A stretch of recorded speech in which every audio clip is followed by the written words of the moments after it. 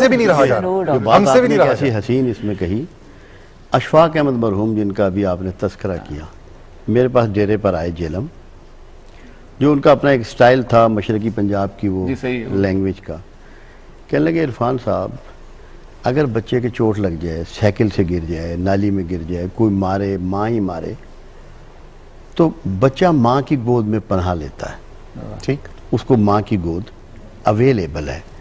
جو اللہ 70 ماہوں سے زیادہ پیار کرنے والا ہے اس کی گود کہاں ہے؟ یہ اشفاق مرحوم نے، اللہ ان کے درجے بلند کرے، مجھ سے سوال کیا، میں کہا یار اشفاق احمد اتنی عمر تک پہنچ گئے اور اللہ کی گود نہیں معلوم؟ کہتے نہیں معلوم۔ میں نے کہا توبہ اللہ کی گود ہے، اس میں پناہ لو۔ کیا بات، توبہ اللہ کی گود ہے، اس میں پناہ لو۔ بالکل۔ تو وہ بنیاد ہے۔ ایک بات بہت ضروری ہے جو یہ پنشمنٹ کی اور آپ خوف کی بات جو آپ نے کی،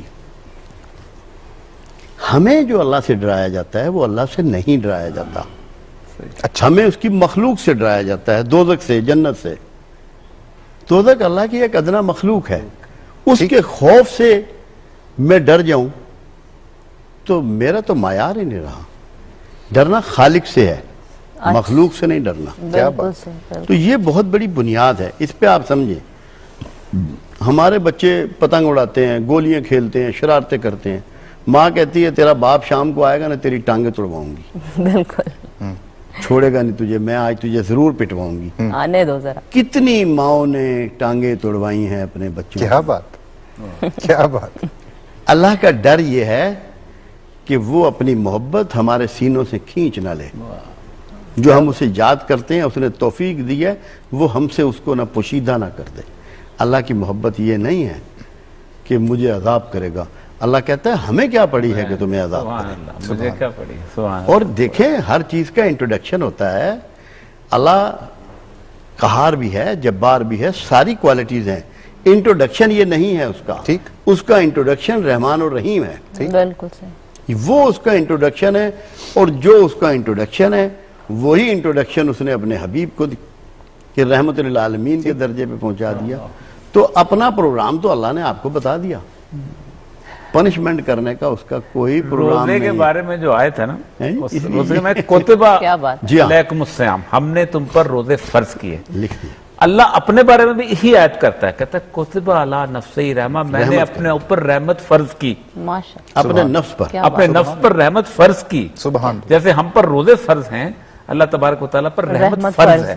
بس وہ جو ایک یقین ہے نا، جو آپ کے اندر دل کے ایک یقین ہو، وہ نہیں ہے نا، وہ یقین کا مسئلہ پتہ کیا ہے؟ ہمیں کسی چیز پہ یقین نہیں ہے۔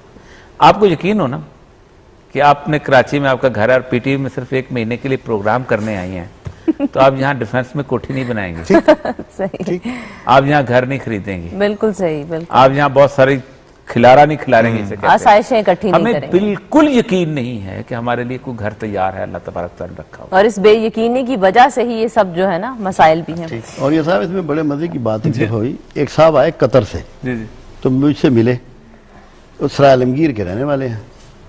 میں نے کہا بھائی قطر میں مکان بنایا، کہنا جی میں اتھے کو رہنا ہے، پنجابی میں اس نے جواب دیا میں نے قطر میں کوئی رہنا ہے؟ وہ میں نے کہا تجھے قطر میں نہ رہنے کا یقین ہے اور سرائے عالمگیر میں رہنے کا یقین ہے؟ سبحان اللہ۔ اللہ کے بارے میں جو شیخ عبدالقادر جیلانی رحمۃ اللہ علیہ نے ایک بات کہی ہے نا، وہ ہمارے یقین کے لیے، ہماری زندگیوں کو تبدیل کرنے کے لیے، مگر ہماری بدقسمتی ہے کہ ہم ان چیزوں پہ غور نہیں کرتے۔ آپ کا فرمان ہے کہ میرا اللہ تو وہ ہے، میرا اللہ تو وہ ہے جو کالی سیاہ رات میں کالے سیاہ پتھر پر رینگنے والی کالی کیڑی کی آواز کو بھی سنتا ہے اور اس کو دیکھتا بھی۔ سبحان اللہ۔ ہمیں کتنا واچ کر رہا ہوگا اور ہم پہ کون کون سی شہادتیں کھڑی ہو رہی ہوں گی، ایک لمحہ فکریہ ہے۔